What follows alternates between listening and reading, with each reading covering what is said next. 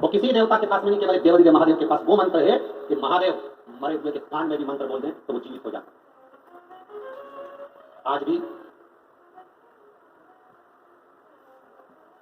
हिमाचल प्रदेश में एक शिव जी का मंदिर है। अभी अब उसका स्मरण हमें नाम तो हमें स्मरण में नहीं आ रहा है, और अगर आप लोग नेट पे सर्च करेंगे तो वो आ सकता है। उसका वर्णन स्कंद पुराण में, लिंग महापुराण में भी उसका वर्णन आता है। उसका वर्णन आता है लिंग पुराण के अंदर, उसका वर्णन आता है स्कंद पुराण के अंदर। लिंग पुराण में, स्कंद पुराण में इसका विशेष वर्णन है। शायद दुनिया का पहला ऐसा मंदिर होगा जिस मंदिर के सामने से, भगवान शिव के सामने से मुर्दे को भी अगर लेकर जाते हैं तो उसके शरीर में कंपन होने लगता है। उसको अगर आप कभी नेट पे सर्च करेंगे, यदि आप स्कंद पुराण में पढ़ेंगे या लिंग पुराण में पढ़ेंगे तो उसका वर्णन पूरा मिलेगा, उसका पूरा वर्णन आपको प्राप्त है, संपूर्ण वर्णन मिल सकता है। संजीवनी मंत्र एक ऐसा मंत्र है, संजीवनी मंत्र एक ऐसा मंत्र है जिस मंत्र को 33 कोटि देवताओं के पास में भी वो मंत्र नहीं, किसी के पास मंत्र, वो मंत्र अगर है तो केवल मेरे देव अधिदेव महादेव, उसके सिवाय किसी के पास नहीं। इसीलिए हमारे यहाँ बार बार कहा जाता है अकाल मृत्यु वो मरे जो काम करे चंडालता, और काल उसका क्या बिगाड़े जो भक्त हो महा। जो शिव की आराधना करने वाला होता है, जो शंकर की भक्ति में डूबने वाला होता है, जो शिव तत्व को प्राप्त करने वाला होता है, जो शंकर के गुणगान में डूबा हुआ होता है, तो उसके सम्मुख में काल नहीं आता। शंभु शरणे 33 कोटि देवता संजीवनी मंत्र को लेना। अब कौन होगा ऐसा संसार में जिसको संजीवनी मंत्र नहीं चाहिए? कौन?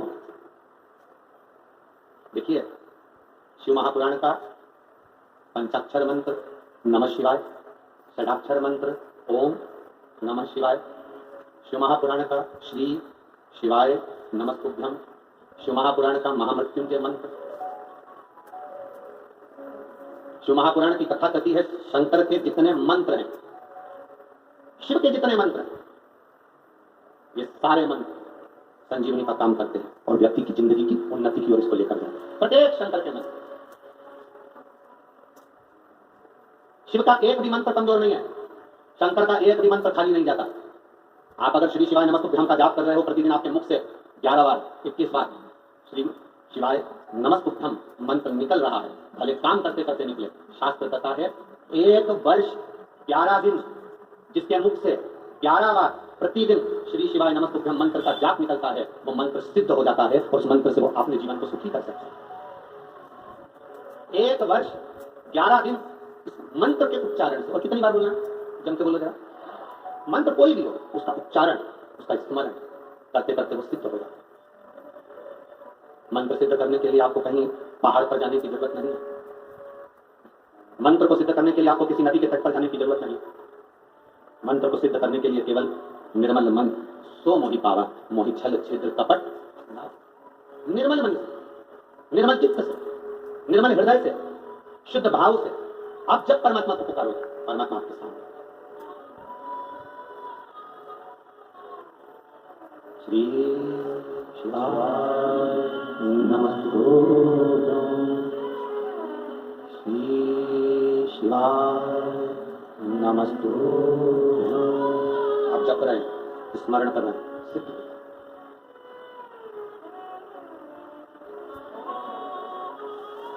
एक कथा के पंडाल में 5 लाख लोग आते हैं कथा सुनने। कितने लोग? 5 लाख। एक पंडाल की कैपेसिटी देखी जाती है, दूसरे पंडाल की कैपेसिटी देखी जाती है, तीसरे पंडाल की देखी जाती है, टेंट होने लगे हैं चारों तरफ उनकी देखी जाती है। उसके बाद जो दुकानों पर बैठे हैं, रोड पर बैठे हैं, ये धूप में बैठे हैं, गाड़ियों पर बैठे हैं, इन सब की, बिल्डिंगों पर बैठे हुए हैं, इन सब की कैपेसिटी अगर इनको गिना जाए तो 5-6 लाख लोग प्रतिदिन शिव महापुराण की कथा सुनने आते हैं।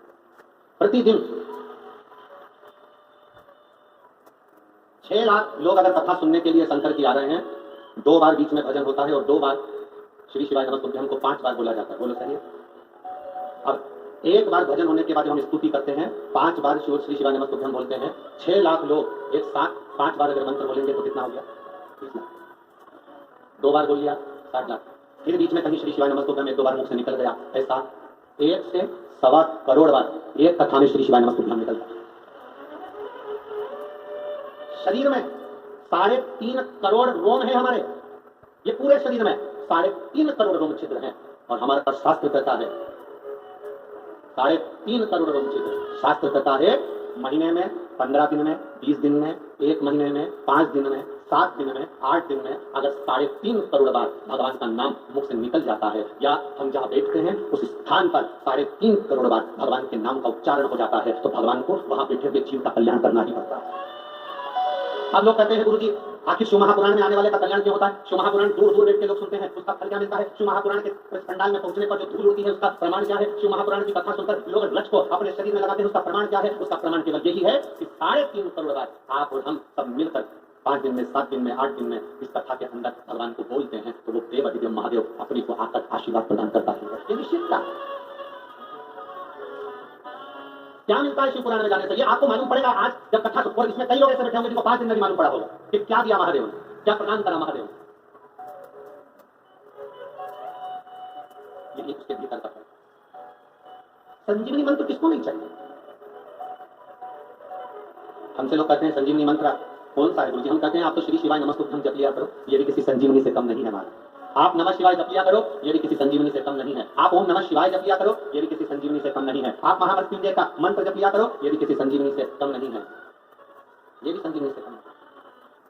और यदि हम मंत्र जप नहीं पाए तो 3 का स्मरण कर लिया करो। 1 गंगा, पहले नंबर पर कौन है?